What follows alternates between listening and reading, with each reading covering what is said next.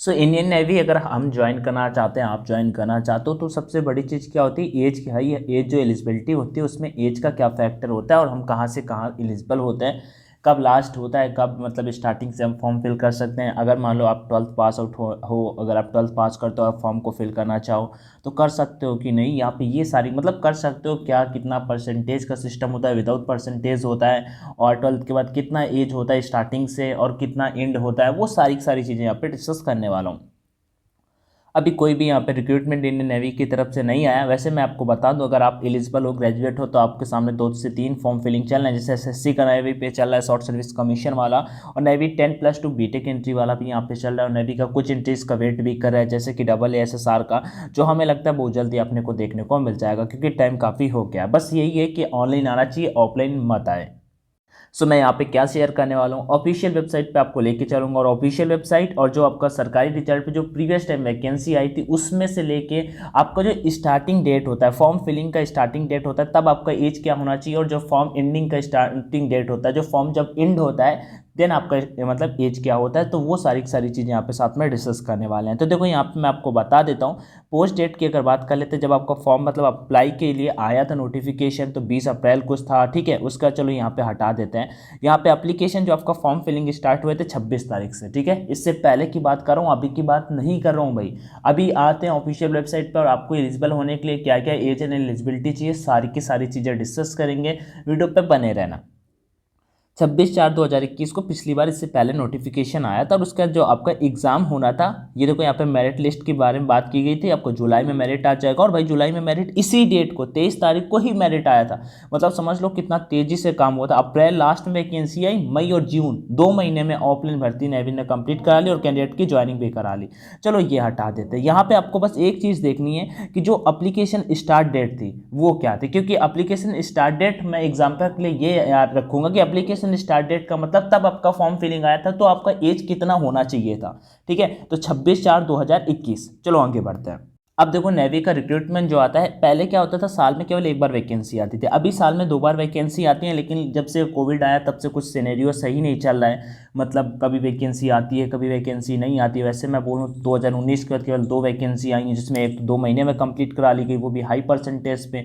कुछ स्टेट का cut off तो पूरा पूरा 100% चला गया, तो ये यहाँ पे हुआ है। लेकिन चलो मैं 26/4 था ना भाई, उसका यहाँ पे देखो आपके लिए जो मैक्सिमम एज थी वो इतना होना चाहिए, ठीक है, और जो मिनिमम एज है वो इतना होना चाहिए। मतलब जब स्टार्टिंग वाले कैंडिडेट जो फॉर्म फिल, जैसे आप 12th पास करते हो, तो भाई साहब अब इस क्राइटेरिया को आपको पाना चाहिए था तब, और अभी इस क्राइटेरिया को पाना चाहिए था। अभी आप बोलोगे ये मुझे क्यों बता रहे हो भाई, इससे हमें तो कोई फायदा नहीं है। इससे फायदा ये होता है कि भाई इसी में 6 मंथ आपका ऐड हो जाता है, जो आपका नेक्स्ट वैकेंसी आता है, ठीक है। तो ये आपका जो 31 जुलाई था, इसमें आपके 6 महीने जाके बढ़ा दोगे, 6 महीने 15 दिन ऑलमोस्ट बढ़ जाते हैं, तो आपका जो नेक्स्ट वैकेंसी आ जाता है। लेकिन यहाँ पे है क्या, अभी नेक्स्ट वैकेंसी का टाइम तो है, टाइम तो था, लेकिन अभी तो कुछ भी अपडेट उसका नहीं है। तो देखो यहाँ पे 1 फरवरी 2001 को मैं 26 और 4 से काउंट करके देख लेता हूँ कि यहाँ पे कितना मिनिमम डे तक अपना फॉर्म फिल कर सकते हैं। वैसे मैं ऑफिशियल वेबसाइट पे चल के एक चीज़ दिखा देता हूँ, फिर आके ये आपको दिखाता हूँ। इंडियन नेवी की ऑफिशियल वेबसाइट पे आ चुके हैं। यहाँ पे आप इधर क्लिक करोगे, इधर वाले आइकन पे, तो यहाँ पे आपको सारी की सारी चीज़ें देखने को मिल जाएंगी। जैसे आप रजिस्टर ज्वाइन नेवी नेवी पे क्लिक करोगे तो सेलर का ऑप्शन आ जाएगा। मैं चलो होम पे लेके चलता हूँ आपको, यहाँ पे, यहाँ से भी आपको लेके चल सकता हूँ, बट यहाँ से नहीं, मैं आपको इधर से ही लेके चलता हूँ। ज्वाइन ए सेलर पे अपन क्लिक करेंगे। जैसे सेलर पे आप क्लिक करोगे तो यहाँ पे आज तक जितनी भी एंट्रीज होंगी सारी की सारी ओपन होकर आ जाएंगी, आप एलिजिबल हो कि नहीं। सिलेक्शन प्रोसेस है यहाँ पे, instruction for written examination, medical physical standard, वो सारी चीज़ें दी हुई हैं। इससे मैं ऐसा करता हूँ डेस्कटॉप मोड पे कर लेता हूँ। और इधर एक ऑप्शन आ रहा है कैरियर्स एंड जॉब, ये देखो कैरियर्स एंड जॉब का ऑप्शन आ रहा है। सबसे पहले इसी पे अपने को क्लिक कर देना। जैसे मैं कैरियर सिलेक्शन प्रोसेस वगैरह अगर आप देखना चाहते हो तो देख सकते हो। अब देखो यहाँ पे क्या लिखा हुआ है, एम आई एलिजिबल, मैं इसके लिए एलिजिबल हूँ कि नहीं। तो भाई सबसे पहले आपको इसी पे अपना डेट ऑफ बर्थ फिल कर देना। मैं अपने भाई का डाल देता हूँ, एक अपना भी सेम ही है उसका, तो मैं चलो उसी का यहाँ पर कर देता हूँ। तो डेट ऑफ बर्थ के लिए इधर क्लिक करते हैं, और एक रेंज में आ जाते हैं 20/3/2001, ठीक है। तो 20 तारीख आ जाओ, 20/3/2001 मैंने फिल कर दिया। ये आप आके ऐसे ही अपने चेक कर सकते हो यहाँ पे आप किसके लिए एलिजिबल हो क्या नहीं। मैं यहाँ पे जो शो करना चाहता हूँ, हाईएस्ट क्वालिफिकेशन पे अपना डाल देते हैं 12th, मान लो 12th आपने साइंस से किया, उसके बाद आपसे कुछ चीज़ें और भी आ जाएंगी। स्ट्रीम में आपका फिजिक्स केमिस्ट्री एंड मैथमेटिक्स कर सकते हो। यहाँ पे please select 10th, highest qualification 10th आपने सेलेक्ट कर लिया, चेक माई एलिजिबिलिटी नाउ। यहाँ पे आप किसके लिए एलिजिबल हो या नहीं ये ओपन होके आ जाएगा। यहाँ पर जितनी भी एंट्रीज होंगी वो सारी की सारी ओपन होके आ जाएंगी, जितने भी आपने एग्जाम दिए होंगे, जो जो चीज़ें आपने की होंगी वो सारी की सारी ओपन होके आ जाएंगी। मैं लास्ट वाली यहाँ पे ओपन करता हूँ और देख लेते हैं चल के।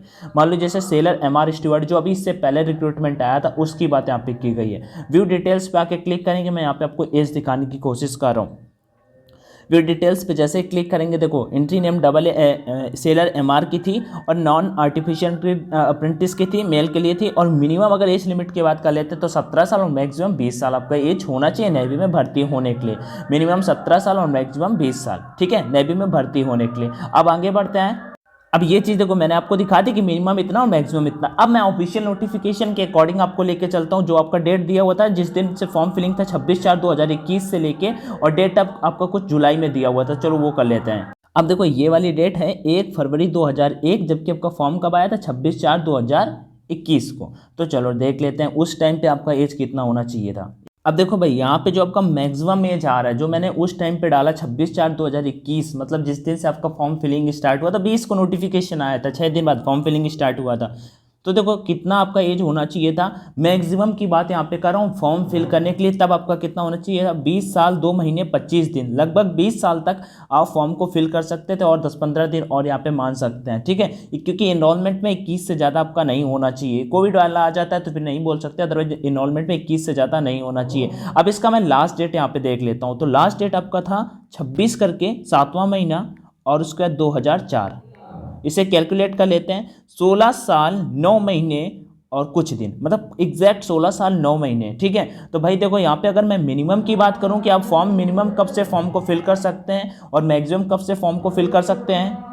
सो एक चीज़ अभी क्लियर हो गई कि नेवी का, इंडियन नेवी का फॉर्म फिल करने के लिए आपका जो एज होना चाहिए वो 16.5 साल होना चाहिए, ठीक है। 16.5 साल से कम नहीं होना चाहिए, 16 साल 6 महीने से कम नहीं होना चाहिए और मैक्सिमम 20 साल से ज़्यादा नहीं होना चाहिए। अगर आप इस एलिजिबिलिटी में आते हैं तो आप फॉर्म को फिल कर सकते हैं। अब रहा जिनका नेक्स्ट इनटेक का जो वेट कर रहे हैं, तो भाई लास्ट इनटेक का मैं बोल देता हूँ। मान लो आप जैसे 2004 जो 26 तारीख दी हुई थी, इसमें आपको 7वां महीना था, तो इसमें जाके 6वां महीना मतलब 2005 तक आएगी, ठीक है। और उसका पहला या दूसरा महीना आपका रहेगा जो नेक्स्ट आएगी वैकेंसी। उसके बाद अगर टाइम से आती है, मतलब टाइम से मतलब समझ रहे हो, एज रिलैक्सेशन वगैरह टाइम से सब कुछ दिया गया कि हाँ, अगर नहीं दिया एज रिलैक्सेशन तो फिर उस पर बात नहीं कर सकते, लेकिन हाँ जो जेन्युइन है वो मैं आपके साथ में शेयर कर रहा हूँ। अगर 2001 पे जो दिया हुआ था फरवरी का महीना था, ठीक है, फरवरी का महीना दूसरा महीना होता है। अगर इसे 6 महीने हम बढ़ा देते हैं जाके, तो 8वां महीना मतलब कि अगस्त आ जाता है। तो 15 अगस्त जिसका भी रिक्रूटमेंट, जैसे मैं बोलता हूँ 15 अगस्त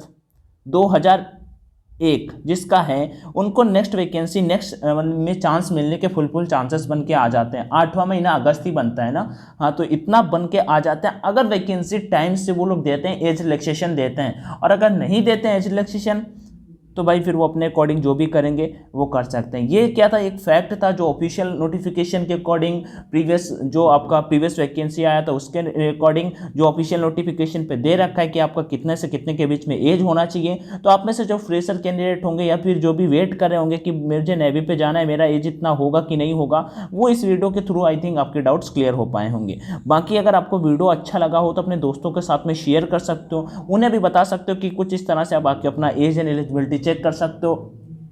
बाकी वंस अगेन आप सभी को थैंक यू बोलना चाहूँगा, हमेशा आप सभी सपोर्ट करते हो, उसके लिए जय Hind and all the best.